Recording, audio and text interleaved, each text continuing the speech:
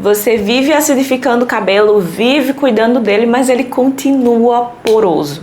Eu vou te compartilhar hoje os principais hábitos na sua rotina que quase ninguém fala, mas que tá deixando seu cabelo poroso e não tá adiantando de nada esse monte de coisa que você tá fazendo.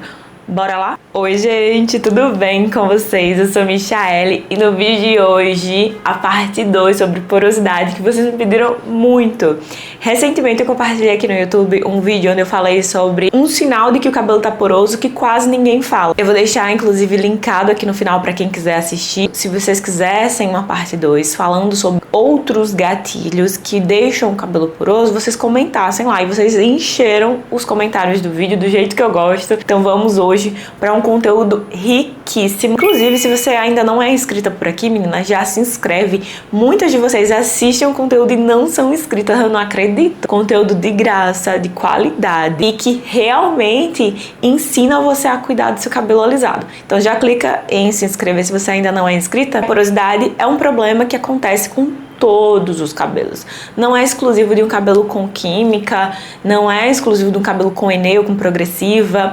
Todos os cabelos podem sofrer com a porosidade. Antes de eu entrar nos hábitos, eu vou te explicar no resumo do resumo o que é a porosidade. Eu já deixei no conteúdo anterior o aspecto, uma foto para você ver como é um cabelo poroso, então no final desse vídeo vai assistir. Mas em resumo, a porosidade é quando o pH do seu cabelo ele tá desregulado. As cutículas elas ficam mais dilatadas e isso visualmente fica aquele aspecto de cabelo poroso. Além da estética, eu acho que o ponto mais importante e crucial da porosidade é que a longo prazo, se você não trata ela, o seu cabelo fica frágil, fica quebradiço.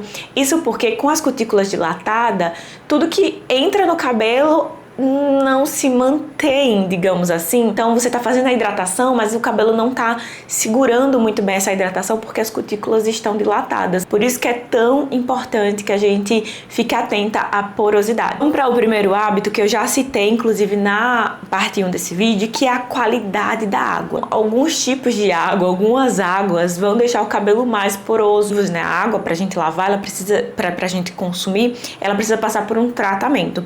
Esse tratamento adiciona algumas coisas ali que podem acabar não reagindo tão bem com a nossa pele e com o nosso cabelo. Tem cidades, por exemplo, que a água você chega a sentir o cheiro diferente, uma textura diferente. E é óbvio, nem todo cabelo vai ter problema, tem cabelo que não vai sentir nada, mas outros cabelos podem ficar mais porosos. Às vezes uma água de poço, pode ser que a qualidade da água daquele poço também não seja tão boa, ou a água da Europa, por exemplo, meninas que me acompanham, que são da Europa, sofremos com a água de lá. De toda a Europa tem esse problema, né? Seja Portugal, Irlanda, Alemanha, França, tem esse problema da água. Outra coisa que eu percebi também foi nos Estados Unidos. Não sei, fala-se muito sobre a água da Europa, mas a dos Estados Unidos, o meu cabelo também deu uma sentida. Você sente uma água mais pegajosa, mais pesada, diferente da água que a gente costuma usar aqui no Brasil. Então, algumas águas podem deixar o nosso cabelo mais poroso e é interessante a utilização de filtro para purificar essas impurezas, pelo menos minimizar, diminuir essas impurezas, não, mas esses ativos que estão na água e ficar de olho na porosidade. Algumas químicas também vão deixar o cabelo mais favorável à porosidade. Aqui, principalmente, químicas que são mais alcalinas, elas podem favorecer ao cabelo ficar mais poroso. A descoloração também é um processo químico que deixa demais o cabelo poroso. Pode se confundir com, minha química não é alcalina, não faço descoloração, então eu não vou ter porosidade. Não, porque percebe que até a água pode deixar o seu cabelo poroso. Eu tô falando aqui sobre gatilhos, mas não exclusividade. Moro num lugar que tem uma água excelente, muito boa. Meu cabelo não vai ficar poroso? Não, uma coisa não tem nada a ver com a outra. Você elimina essa possibilidade, mas tem várias outras que podem contribuir. Então, químicas alcalinas e a descoloração, por exemplo, são procedimentos que podem favorecer o cabelo a ficar muito mais poroso. Acho que é até bem visível pessoas que usam química alcalina, você realmente visualiza o cabelo e você vê o cabelo com um aspecto bem mais poroso do que um cabelo que utiliza química ácida, por exemplo. E aqui eu não tô dando valor, dizendo que uma é melhor que a outra, não, mas assim, é bem visível, notório quando você olha pro cabelo, você percebe a pessoa quando usa a química alcalina e quando ela usa uma química ácida. Outro hábito é a fonte de calor. Lembre-se, eu falei no começo que a porosidade, ela dilata a cutícula, né? É a cutícula dilatada. Tudo que puder deixar as suas cutículas mais dilatadas podem favorecer a porosidade. No caso da fonte de calor, muita gente quando usa, e eu sempre falo isso pra vocês, fonte de calor é uma bicha traiçoeira. Porque quando a gente passa, o cabelo fica com as cutículas seladas, o calor sela as cutículas, né? Então as cutículas ficam com aquele aspecto bem bonito, maquiado, brilhoso, espelhado. Só que quando você lava, aquelas cutículas que estavam dilatadas e que você foi lá e passou a fonte de calor, ela triplica, né? Ainda mais dilatada por conta do ressecamento, da desidratação. A fonte de calor para o alisamento, para poder chegar no alisamento quando você passa, ou até se você estiver só secando de longe, sem necessariamente estar alisando o cabelo, né? Só secando, ela desidrata, ela retira a água e aí as cutículas ficam todas descamadas, né? Você tira a água, as cutículas fazem, sabe? Muita didática aqui nesse canal, muita didática. É importante que você evite fontes de calor. É óbvio, a gente vai usar vez ou outra para ir para um casamento, para ir para um aniversário, para potencializar o alisamento. Esse não é o problema. O problema é quando a fonte de calor faz parte da sua rotina. Sabe uma outra coisa que deixa o seu cabelo poroso? Dormir sem touca. Aqui entra novamente a mesma lógica. Quando a gente tá deitada, dormindo com o cabelo no travesseiro, um travesseiro seja de algodão, seja até de cetim. O cetim é menos pior que o algodão, né? Porque o cabelo desliza melhor.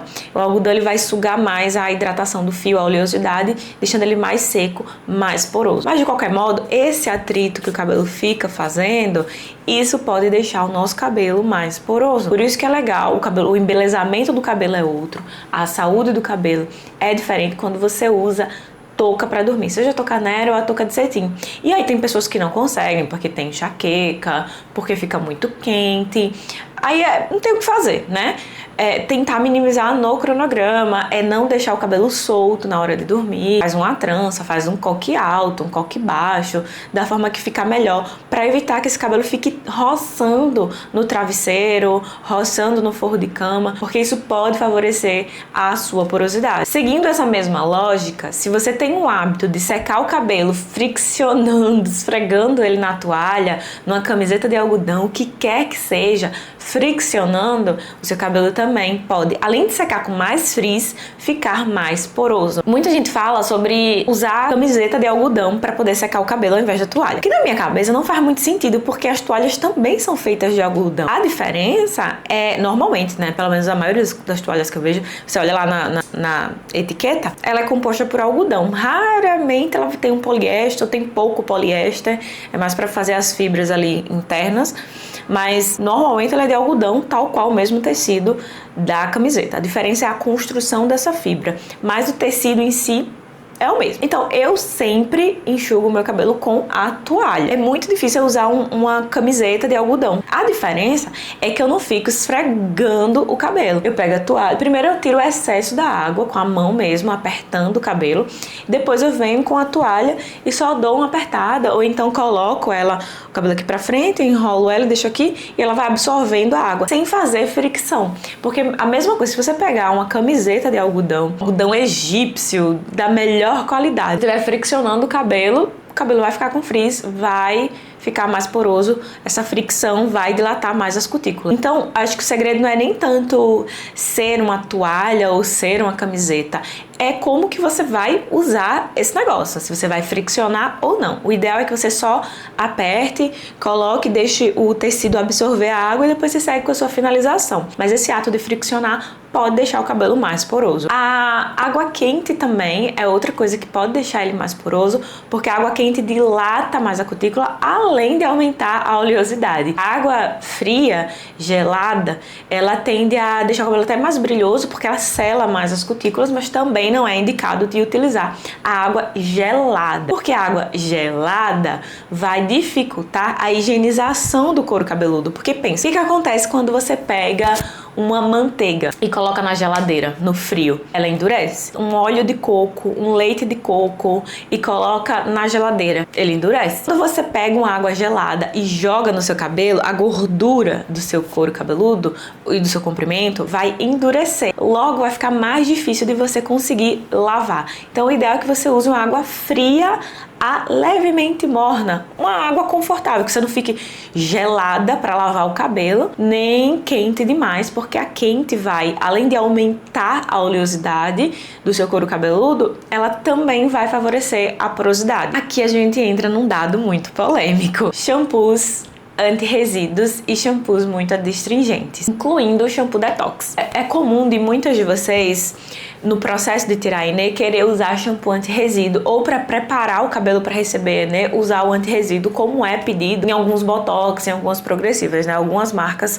pedem, recomendam e orientam a utilização. Eu particularmente nunca usei, e o shampoo anti-resíduo, ele dilata demais a cutícula. O shampoo anti-resíduo, ele tem um pH mais alcalino. Lembra da química alcalina? Na tabela de pH, o shampoo anti-resíduo normalmente ele tá mais próximo do pH alcalino, que é o mais distante do pH do nosso cabelo. O ideal que o shampoo tenha um pH ali de 4,5, 5, 5,5, são pHs muito bons pro shampoo. Ele consegue dilatar e ao mesmo tempo sem dilatar demais, sem abrir as porteiras desse cabelo. Quando a gente vai para um shampoo mais alcalino, a gente tá falando de um pH que vai para 7, 8, já é um pH que dilata demais a cutícula. E aí isso vai favorecer a porosidade. Mesmo que a gente venha com um condicionador, com uma máscara depois, essa dilatação pode ser que ela não se sele ali no condicionador em seguida. Então é importante evitar shampoos que são anti-resíduos, que tem esse pH mais alcalino, e até shampoos que são mais adstringentes. Então quando você usa um shampoo que você sente que ele limpa demais, que faz aquele creque-creque, como eu chamo aqui pra vocês, fica atenta, porque isso pode ser um sinal